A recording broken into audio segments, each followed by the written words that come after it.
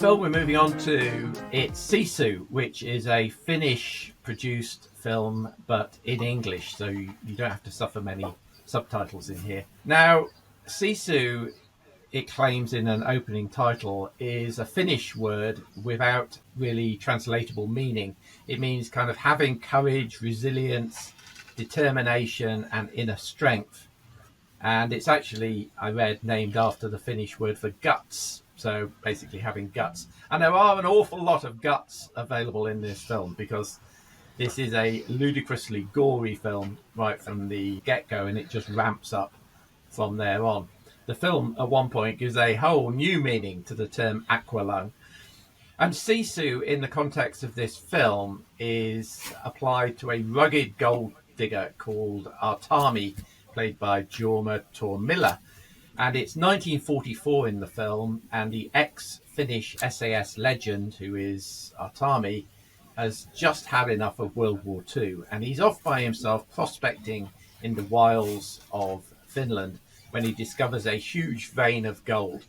Unfortunately, as he returns to the bank to cash in his find, he is hampered when he runs into a rogue German column with a commander who's looking to end his war in profit.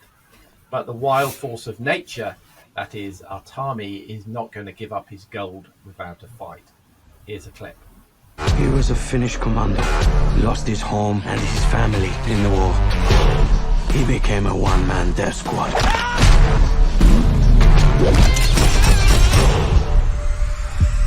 He's one mean motherfucker that you do not want to mess with. So, Andy, I think you're a fan of this film, so we'll start with you on this one, if we may.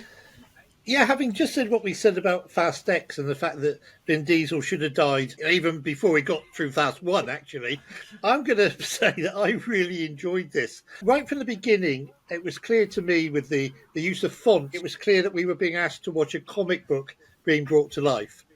And once I could accept that, once I got my head around this is comic book, I could accept the fact that our hero seems to survive literally everything the German army can throw at him, except a nuclear bomb. It references every action film you can think of. Particularly, I think there's a lot of Nobody in there. There was a bit of Die Hard. There was a bit of Raiders of the Lost Ark. There was a bit of, you name it, an action film, and it's referenced in this. So some of the fun that for me was saying, okay, that's from that, and that's from that, and this is from Nobody, and that's from Raiders, and so on. And at 91 minutes, as opposed to you just said Fast X over 2 hours, it didn't outstay its welcome. This is the one that I really did have fun with. But it's accepting the fact that I'm watching a comic book being brought to life. Therefore, the guy can survive being dropped out of a plane or a plane landing on him or whatever, because we're told right from the beginning that that's going to be the kind of film it is. So I just had great fun. I thought 91 minutes whizzed by. Lots of action, lots of stunts, lots of gore. Yeah, I enjoyed it.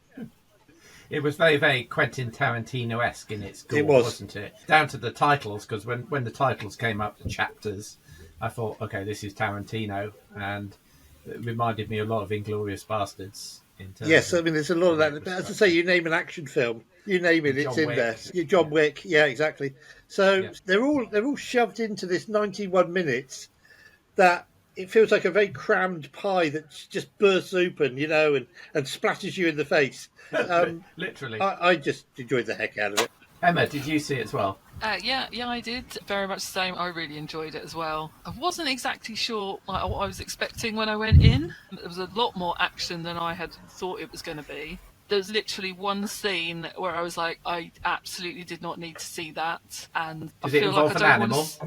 It did involve an animal. Yes. I thought it might. And oh no, that set me right off. But the rest of it was amazing.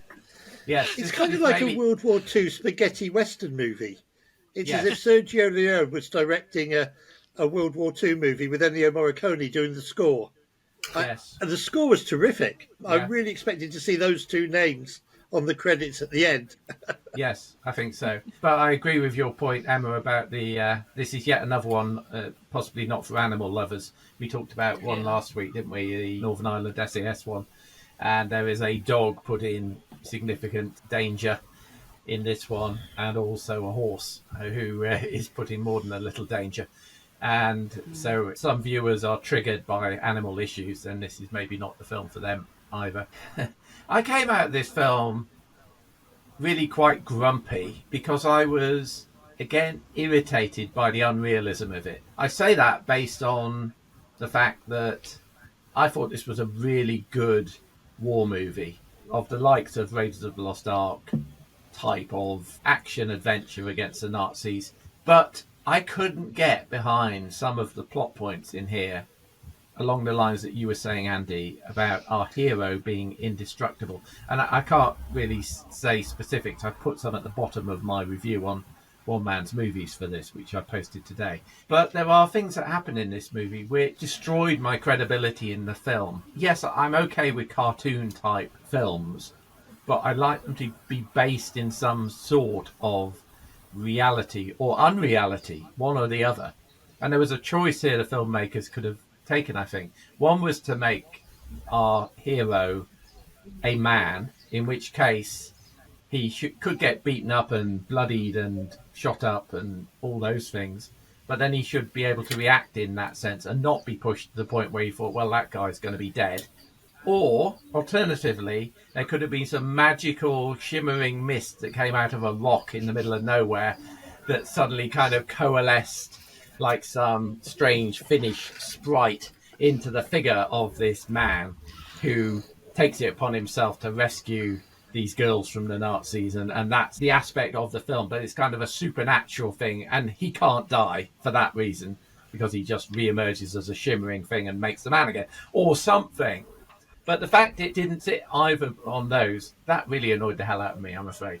I wanted that. I either wanted him to be a man, or I wanted him to be a Marvel superhero that you knew isn't going to die, right? He could have been Captain Marvel, right? And you knew he wasn't going to die, whatever was thrown at him.